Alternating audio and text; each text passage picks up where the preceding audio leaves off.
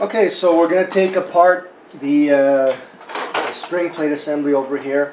What I like to start with on this is we're going to loosen the shock. You have a bolt on top, a bolt on the bottom. Then we're going to loosen the hub cover, which I'll show you guys in a minute. And we won't take it off, we'll just loosen it up, make sure everything's okay there. And then we're going to loosen up the 3 bolts that hold the axle to the spring plate. And also one of the bolts will remove the bump stop over here. So let's loosen all those bolts and then I'll give you guys a close-up of what all that looks like.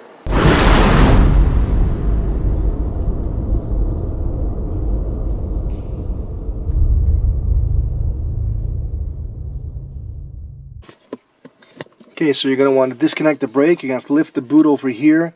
You're going to have the 2 brake wires that are going to be connected here. There's going to be a piece, we've already disconnected this one, there's going to be this piece over here with the 2 lines coming in. I believe they're 2 10mm nuts. You want to disconnect those completely so you can pull the handbrake cables through the back a little bit to give you some slack when you're pulling the arms apart and so forth. So you want to do that. When you're done, you're going to come back and then reinstall the 2 cables, tighten them. You want to have maybe about 3-4 clicks when you raise the arm. So that's what we do next. Disconnect the handbrake, then we go back and work on the spring plates in the back. Alright, so let's get to seeing where we're at. So if you look over here, I've got the rear axle apart. There's 3 bolts. There's one here, one in the front, and another one below. The bolts in the back, the bolt faces outwards and the nut is on the outside with the lock washer. So washer inside, lock washer and nut. The bottom one, same thing.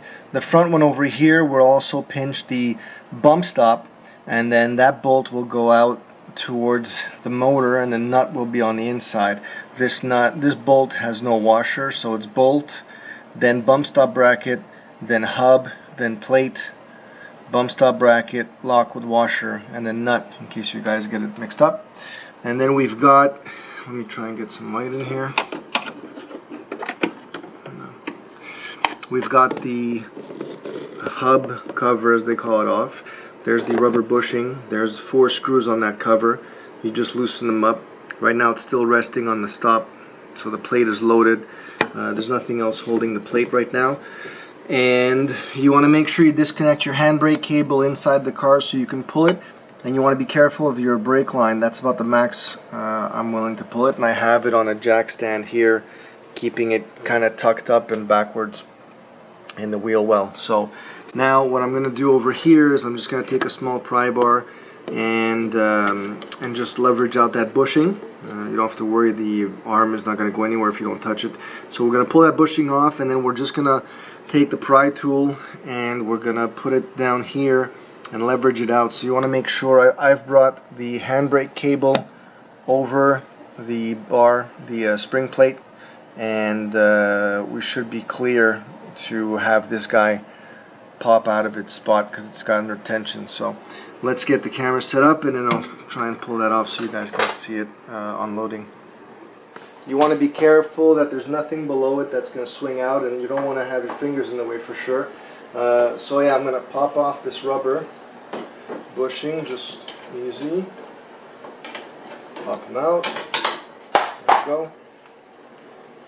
Is I'll mark the actual rod now. Just brake clean it.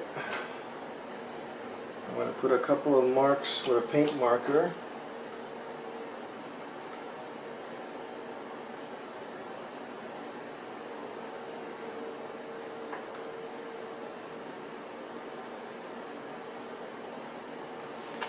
And then this way we'll have a reference to where it was on the bar for whatever reason we need it.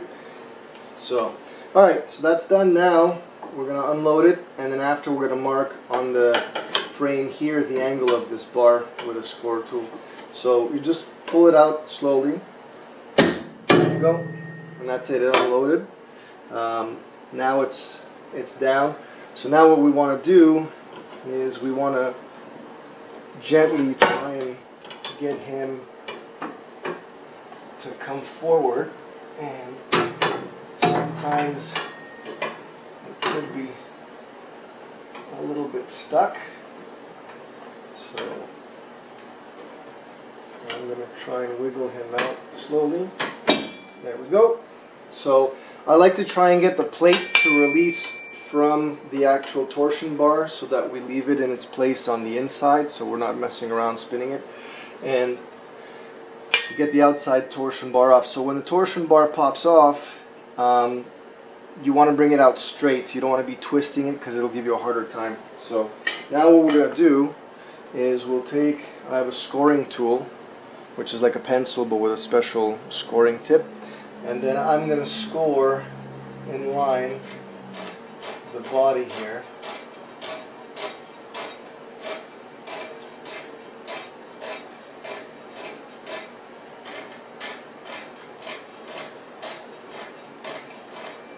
So that's good like that. Okay. All right. Minor technical issues. There. And now we have our marks made, so if we got to put it back in the future, we have some reference. Now once that score is done and your marks are made on the inside, which I'll show you. Let's get it off of here. Alright, so you can see the marks I made over there, and then maybe you can see the score line. So now the plate is pretty much ready to come off. We're just gonna wiggle it off gently, and then you'll have some dirt and stuff come off. And there you go, plate's off. So now we're gonna clean all this area up, and we're gonna give it a quick coat of paint to clean it up, and then we're gonna go and install the Limebug 2.5 inch drop plates into here and show you how to get that set up. Alright, let me cut away while I clean and paint all this. Alright, so now we've got everything painted up. We're gonna start to install the urethane bushings that we have for this job. Now we've got two bushings. One has a bigger inner diameter than the other. That's because the drop plate has a bigger area, so we're going to use that on the inside. Here's the part numbers. Hopefully you guys can see that. That's for the larger inner one, and let's see if it's straight this way. That is for the outer one on the 66. So we're going to use those bushings. What we're going to start with is I'm going to grease up the inner one with some marine grease on the urethane bushing. You also want to make sure that inside the frame here everything is very clean. Take out any debris, dirt that you may find here. Also, you're going to want to grease the splines on the torsion bar. If you want, you can pull the torsion bar out. I don't want to pull it out right now. And you can grease the inner splines as well. So I'm going to grease this one up here.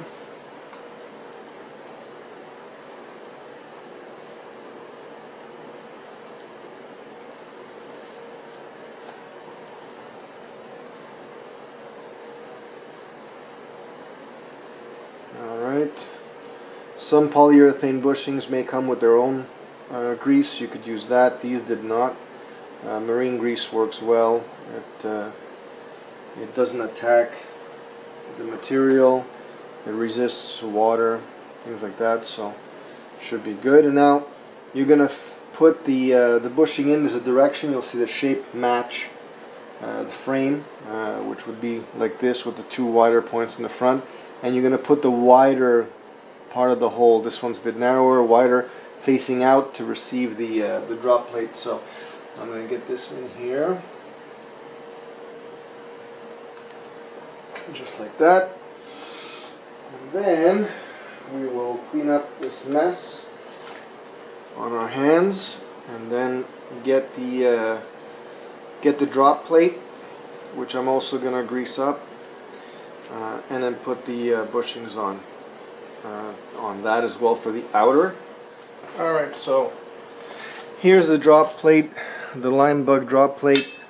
Basically, you have a newly cut steel shape into it, which gives you a 2.5-inch drop in this case. You have a spacer which will go over here onto under your cover, because this is now thicker than the original, and this will come apart. And I usually put a bit of grease on here and then put it back in, and then over here you've got your adjuster, so that when everything's put back together you can play with the ride height a little bit. Sometimes you may need to even out the two sides. If one side the torsion bar is a little more tired, you can level out the car.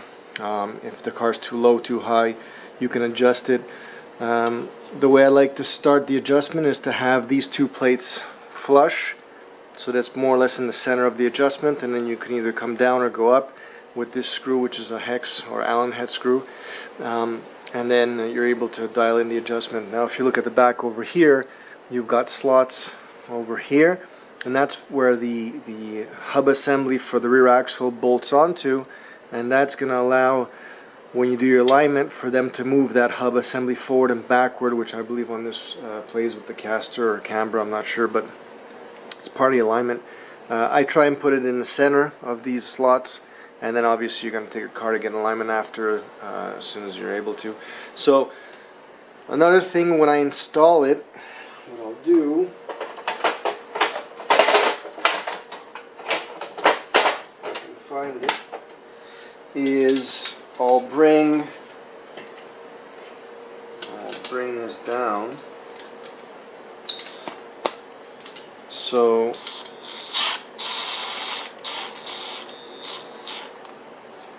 I find that in my case, bringing this adjuster all the way down and dropping it like that allowed me to almost be at the same level without having to preload the spring as the original plate were. So I install it like this onto the car, and then I'll spin this adjuster back to level the two up, and that's more or less the preload that I had on the original torsion bar. So that's how I install these ones. You may want to do it differently. You may want to put it like this and go one tooth over if you really want to go much lower than 2.5 inch and so forth. There's a lot of different ways to combine it, but this is the way I found easiest on this, is to bring this down and then bring it on, and I believe my buddy Greg does the same thing. He'll bring it down to the adjuster and then mount it. So we're gonna fiddle this in. You got to be careful of your brake cable and all that, but you want to get this plate. And by the way, this part of the plate will then go behind the knuckle or the hub assembly here. So I'm gonna try and wiggle this in place, and then we'll come back on the camera once it's in, and we're gonna install the outer bushing and the cover. Okay, so we got the spring plate in. You got to make sure you can wiggle it behind the tabs on the rear axle. I try and, again, the adjuster's all the way down. We're on the little perch over here without any tension. We're going to bring this tensioner up flush with here. It'll give us a good amount of tension. Now we're going to put our end bushing on, which is this one over here. You've got the tapered end that goes inside, and then following the angle like this. We're going to grease this up, and then we're going to bring the cap on top of that, which is this over here.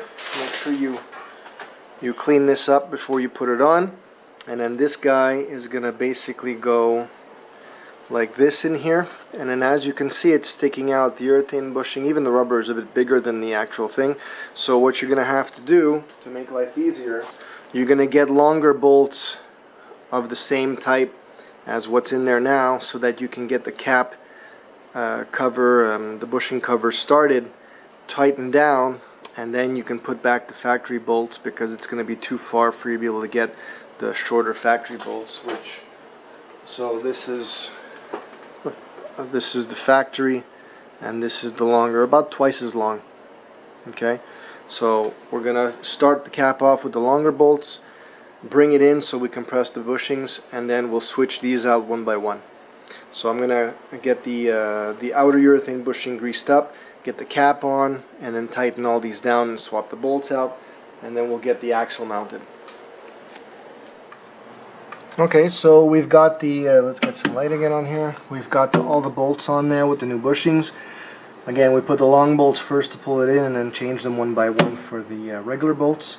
The adjuster's still not tensioned up. When I run the adjuster in, I'm going to put it flush with the top of the backing plate, the back plate. And then we've got these screws going in back here.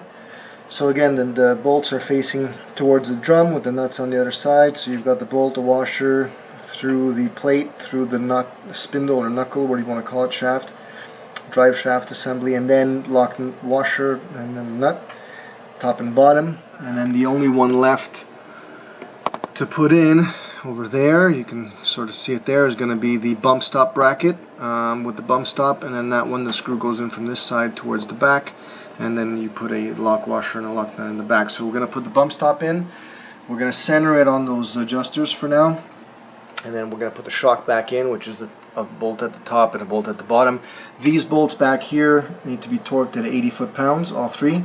Those bolts, I just torque them by feel. Don't go bananas, just torque them down tight. That doesn't need any torque, that just needs to be adjusted, and then it should stay in place. And then we're going to put the wheel back on, double check everything, and then see how it looks on the ground.